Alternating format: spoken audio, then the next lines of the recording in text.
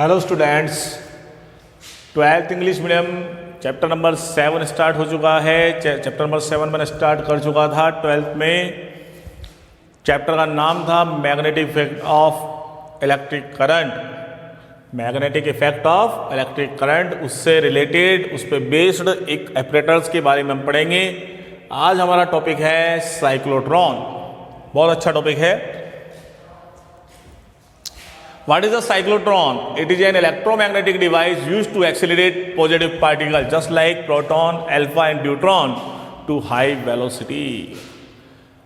एक ऑपरेटर्स है, ये एक इलेक्ट्रोमैग्नेटिक ऑपरेटर्स है। डिवाइस का मतलब होता है उपकरण, जिसकी सहायता से हम क्या करते हैं, पॉजिटिव पार्टिकल को एक्सेलरेट करके उसकी वेलोसिटी को बहुत ज़्यादा हाई करते हैं। सिंपल बात है, वेलोसिटी बढ़ेगी तो मोमेंटम बढ़ेगा, मोमेंटम बढ़ेगा तो काइनेटिक एनर्जी बढ़ेगी। Because both are correlated. P is equal to mv is momentum, 1/2 mv square is kinetic velocity, kinetic energy, sorry, kinetic energy होती है। तो अपन यहाँ क्या है साइक्लोट्रॉन, उसके बारे में बता रखा है। देखो बच्चों ध्यान से, it is an electromagnetic device used to accelerate positive particle, proton, alpha, neutron up to high velocity। अब बात करते हैं इसकी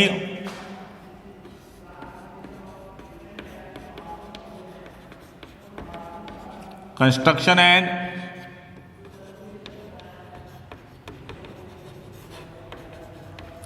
वर्किंग मेथड के बारे में। ओके, कंस्ट्रक्शन देखते हैं इसका कैसे होगा। कंस्ट्रक्शन क्या होता है बेटा, इसमें दो पोल्स होते हैं, एंड एस। इन दोनों पोल से परपेंडिकुलर मैग्नेटिक फील्ड जनरेट किया जाता है। क्योंकि देखो होता क्या है कि जो मैग्नेटिक फील्ड है, मैग्नेटिक फोर्स जो है मैग्नेटिक फील्ड में जो अप्लाई होगा, उसका फॉर्मूला होता है Q V cross B, and magnetic force equal to Q V B sine theta. Okay, in which condition magnetic force is maximum, when the angle between velocity and the magnetic field is equal to 90 degree. In this condition, when the angle between velocity and the magnetic field theta is equal to 90 degrees, so magnetic force QEB sin 90. In this condition, magnetic force maximum QEB। तो perpendicular होना चाहिए यहां पे। अब यहां पे होता क्या है बच्चों, इन दोनों के बीच में ये दो पोल्स जो हैं आपके, इन दोनों पोल्स के बीच में दो प्लेट्स, धातु की, मेटल की दो प्लेट्स जो हैं वो लगी हुई होती हैं। और जो दोनों प्लेट हैं वो डी शेप की होने का इनको बोला जाता है डीज। दोनों प्लेट्स जो हैं वो डी शेप की होने का इन प्लेट्स को बोला जाता है डीज। ये दोनों के दोनों जो प्लेट्स हैं D1 एंड D2, वो high frequency alternate current source से जुड़ी हुई हैं।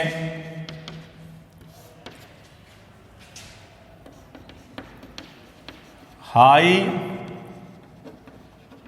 फ्रीक्वेंसी AC सोर्स, डीज, DEEJ, डीज। ओके, अब इससे अल्टरनेट करंट सोर्स से जुड़ा हुआ है आपने। तो देखो, for first half rotation, first half rotation में डीज D1 जो है वो पॉजिटिव हो जाएगी और डीज D2 नेगेटिव हो जाएगी। क्योंकि भैया अल्टरनेट करंट सोर्स होता क्या है, एक ऐसा करंट जिसका मैग्नीट्यूड और डायरेक्शन करंट के रेस्पेक्ट में रेगुलर क्या होते रहे, चेंज होता रहे। एसी सोर्स होता है भाई, एसी सोर्स यही होता है जिसमें करंट और डायरेक्शन रेगुलर क्या हो, चेंज होता रहे टाइम के रेस्पेक्ट में। हो गया। For second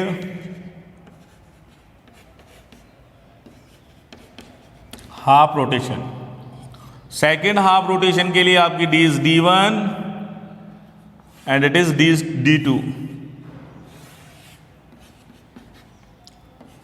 second half rotation में होगा क्या बच्चों, जो डीज D1 पहले पॉजिटिव थी then becomes negative and D2 dees becomes positive. ठीक है,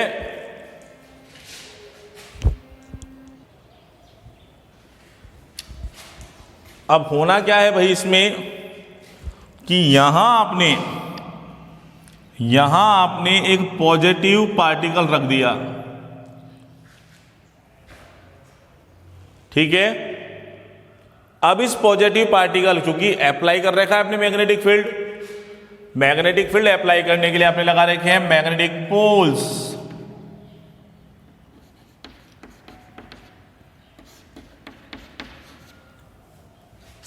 लगा रखे हैं। अब ये जो पॉजिटिव पार्टिकल है इस पर फोर्स अप्लाई होगा, और फोर्स अप्लाई होने के कारण भाई फर्स्ट हाफ रोटेशन में फर्स्ट कंडीशन ये है, तो फर्स्ट कंडीशन के अंदर डीज D1 कैसी है आपकी पॉजिटिव, और डीज D2 कैसी है आपकी नेगेटिव। तो जो पॉजिटिव पार्टिकल जो है आपका, जो कि डीज D1 और D2 के बीच में फंसा हुआ है, रखा हुआ है, वो जो है वो किसकी तरफ जाएगा, वो जाएगा डीज D2 की तरफ। भाई डीज D2 की तरफ सर्कुलर मोशन करते हुए जाएगा। वो क्यों जाएगा, क्योंकि अप्लाई मैग्नेटिक फील्ड परपेंडिकुलर है, और आप पढ़ चुके हैं जब मैग्नेटिक फील्ड अप्लाई होता है, ये तो आपको मैं बता चुका हूं यार, कि थीटा इज इक्वल टू 0 पर जो पथ बनता है वो बनता है लीनियर। इस पोजीशन में फोर्स 0 होगा तो पार्टिकल सीधा मोशन करके निकल जाएगा। थीटा इक्वल टू 90 डिग्री पर जो पथ होता है सर्कुलर, और अगर थीटा की वैल्यू 0 डिग्री से ज़्यादा है, 90 डिग्री से कम है, तो पथ बनेगा हेलिक्स। तो पथ कैसा बनेगा, हेलिक्स पथ बनेगा। ये दोनों डीज हैं। अब यहाँ पे ये जो पार्टिकल है वो पहले डीज D1 में चला जाएगा, डीज D1 से D2 में चला जाएगा। Path of PATH, path of proton. यहां से आपने बाहर निकालिए इसको, पॉजिटिव चार्ज। जैसा मैं ब्लैक बोर्ड बना रहा हूं वैसा ही डायग्राम बना के आना है, मार्क्स लेने हैं तो तभी मार्क्स आएंगे आपके। बाकी बना के तो कुछ भी आ जाओ, आपके बना के आने से मार्क्स थोड़ी ना आएंगे। सही बनाओगे तो ही मार्क्स आएंगे भाई। तो देखो यहां पे आपको सारी चीज क्लियर करनी पड़ेगी को बिल्कुल। आपके पास साइक्लोट्रॉन क्या है, what is the cyclotron? It is an electromagnetic device used to accelerate positive particle just like proton, alpha particle, deuteron up to high velocity. ठीक है, दो पोल्स हैं इसमें, एन और एस आपको दिख रहे हैं डायग्राम में, दो डीज हैं। बस सीधी बात है, देखो जब फर्स्ट हाफ रोटेशन होगा तो डीज D1 पॉजिटिव है, फर्स्ट हाफ रोटेशन में डीज D1 पॉजिटिव है, D2 नेगेटिव है। तो ये जो पार्टिकल, ये जो पॉजिटिव चार्ज पार्टिकल यहां रखा हुआ है, इस पर एक फोर्स अप्लाई होगा, और फोर्स अप्लाई होने का ये D2 डीज में चला जाएगा, क्योंकि D2 कैसी है, नेगेटिव। और ये सिंपल बात है कि repel opposite charge will be repel to each other.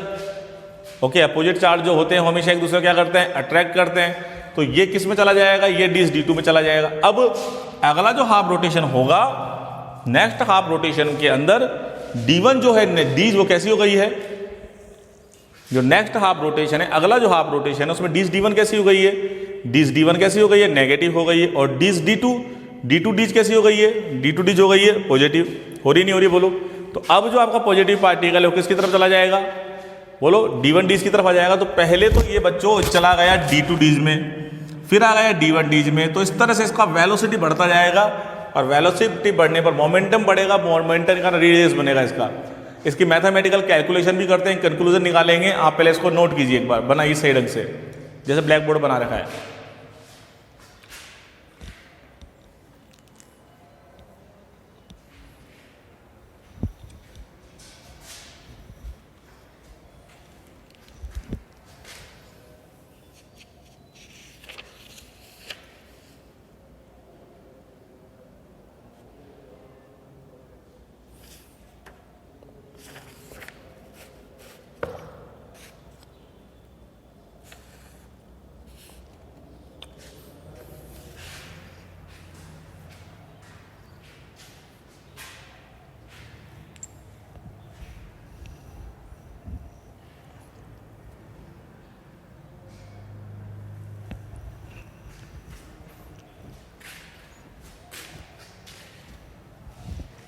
समझ में आ गया? डिवाइस से पॉजिटिव पार्टिकल को एक्सेलरेट करके वेलोसिटी इंक्रीज करनी है। मैग्नेटिक फील्ड जनरेट करने के लिए दो पोल लगा लिए जिनके बीच में वर्टिकल प्लेट्स लगी हुई हैं, दो डीज D1 D2, perpendicular magnetic field apply है। दोनों डीज के बीच में पॉजिटिव पार्टिकल रख दिया है। AC alter high frequency AC source से जुड़ा हुआ है। तो पहले पार्टिकल किस में चला जाएगा? डीज D2 में, क्योंकि नेगेटिव हो गई है। देन किस में आ जाएगा? D1 में, फिर किस चला जाएगा? D2 में, फिर किस में आ जाएगा? D1 में। इस तरह से मोशन करता रहेगा। मोशन करते उसका मोमेंटम बढ़ेगा। मोमेंटम बढ़ने पर उसकी रेडियस बढ़ेगी। रेडियस बढ़ने पर उसको काइनेटिक एनर्जी आएगी और उसको बाद में निकाल लेंगे। ठीक है, मैथमेटिकल इक्वेशंस निकालते हैं इसकी।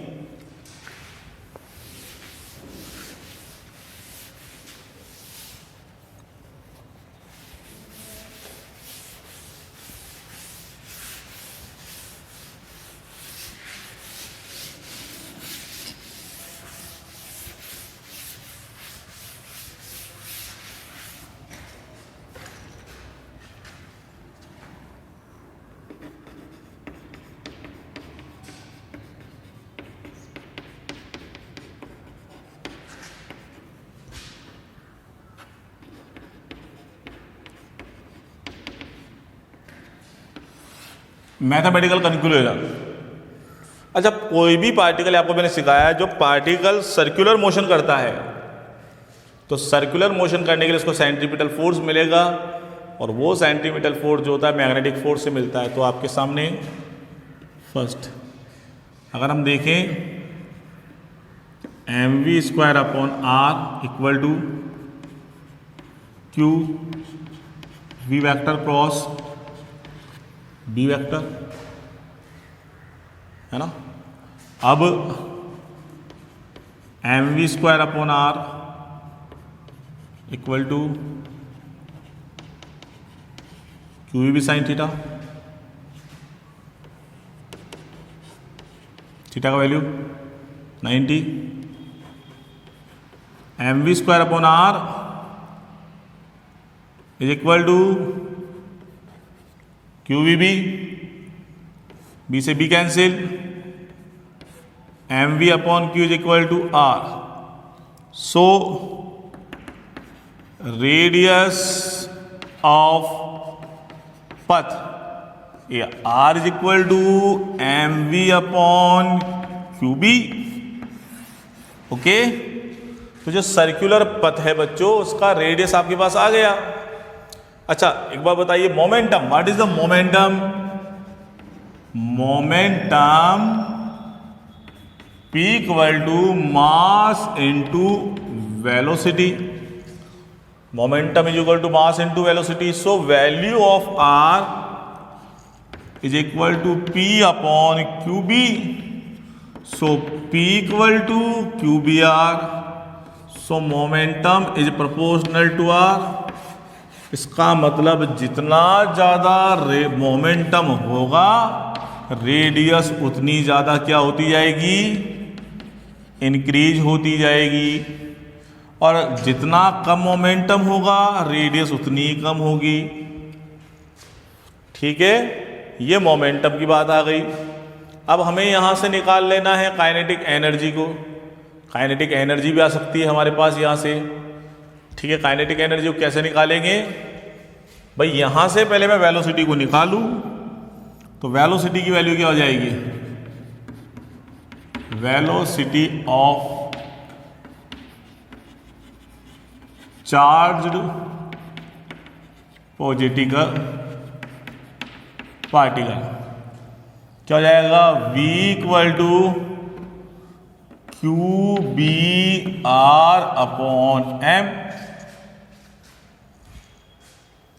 हो गया। V equal to QBR/m। अब यहां से अगर काइनेटिक एनर्जी निकाले,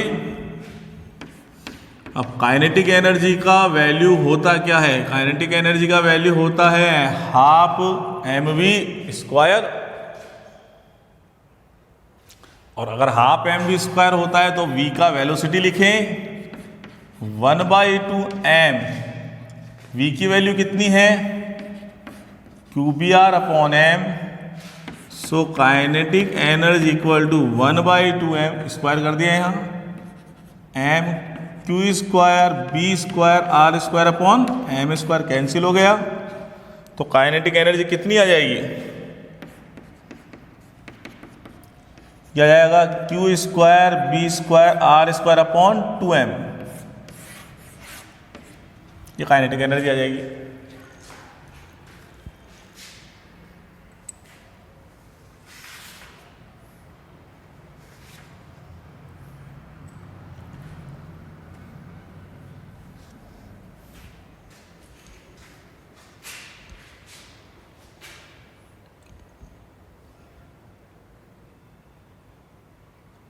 नोट कर लो बेटा इसको, मैथमेटिकल कंक्लूजन निकाल रहे हैं अपन।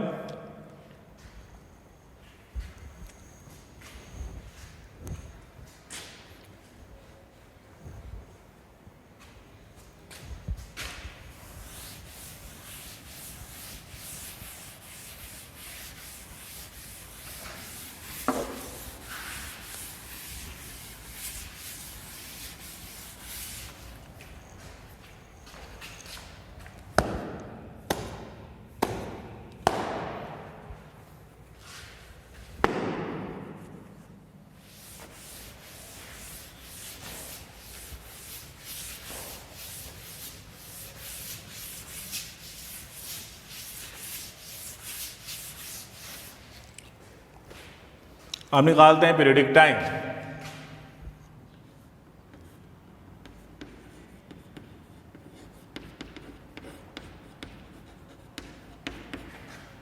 Periodic time distance upon speed t equal to circular पथ में मोशन करेगा 2πr, v वेलोसिटी से मोशन करेगा। अब हम we know that radius of r is equal to mv upon qb, radius of circular पथ r is equal to mv upon qb। अच्छा, इसको ऐसे लिख सकते हैं t equal to 2π upon v multiply में r की वैल्यू रख दो, v से भी कैंसिल आउट हो गया, t equal to 2πm upon qb। ये तो फुल रोटेशन का पीरियडिक टाइम है जो पूरा एक सर्कुलर पथ बनाएगा। भाई यहाँ d इज d1 है, ये d इज d2 है। अब d इज d1 से d2 में जाने पर देखो भाई पोटेंशियल क्या होता है? Work upon charge. Potential is equal to work upon charge, so work is equal to charge into potential. तो हाफ रोटेशन में उसकी एनर्जी कितनी इंक्रीज होगी? qb। और एक पूरे रोटेशन में उसकी एनर्जी कितनी एनर्जी इंक्रीज होगी? 2qb। तो अगर मैं यहां से वैल्यू निकालूं पीरियोडिक टाइम फॉर हाफ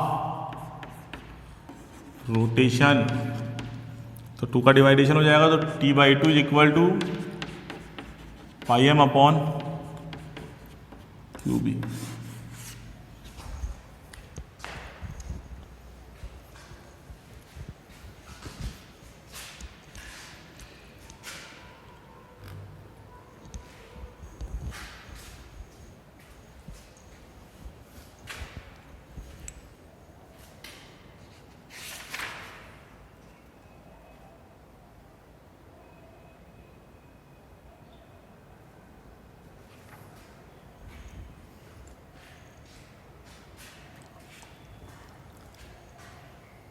हो गया भाई। तो ये आपकी इसकी मैथमेटिकल इक्वेशंस आ गई हैं। अब देखिए नेक्स्ट,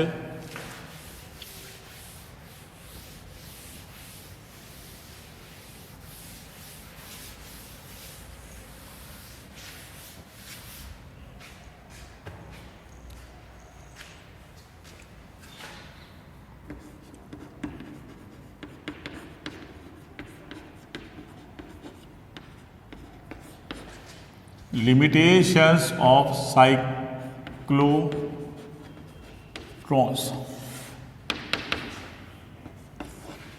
फर्स्ट देखो इंपॉर्टेंट है, betatron is use to accelerated electron को एक्सेलरेट करने के लिए किसका यूज में लेंगे? बीटाट्रॉन का। बहुत इंपॉर्टेंट बात है, जिस तरह से पॉजिटिव पार्टिकल को एक्सेलरेट करने के लिए साइक्लोट्रॉन का यूज ले रहे हैं, ठीक उसी तरह से हमें जब किसको करना है एक्सेलरेट, इलेक्ट्रॉन को करना है, तो हमें किसका यूज में लेना है? बीटाट्रॉन का। ओके, सेकंड देखिए,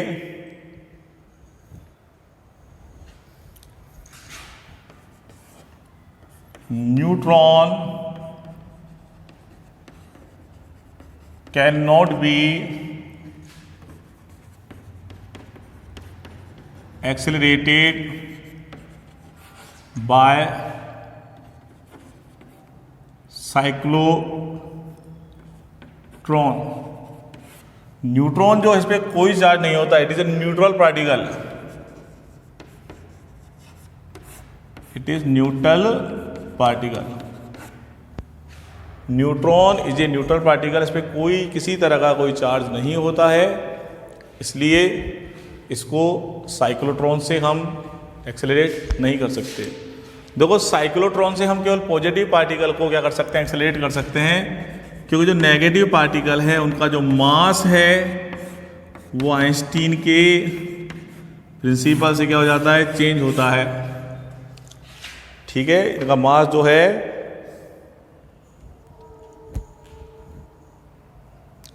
चेंज होता है। तो आप ये देखेंगे कि यहां पे cyclotron can not be accelerated